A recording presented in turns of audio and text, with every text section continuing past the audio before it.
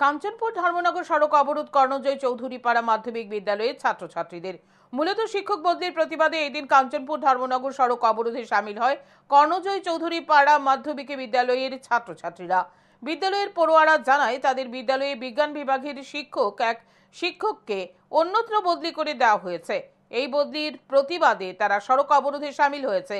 তাদের দাবি, বিদ্যালয়ের বিজ্ঞান বিষয়ের ওই শিক্ষককে অন্যত্র বদলি করা চলবে না। প্রায় 1 ঘন্টা সড়ক অবরোধের পর বিদ্যালয়ের প্রধান শিক্ষক প্রণব চৌধুরীর মৌখিক আশ্বাসে সড়ক অবরোধ মুক্ত হয়। এদিন সড়ক অবরোধের ফলে রাস্তার দুপাশে আটকে পড়ে বহু যানবাহন।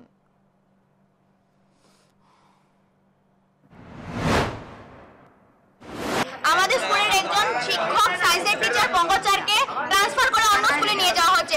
আমরা সেটা মানব না। আমাদের স্যারকে আমাদের স্কুলেই থাকতে হবে।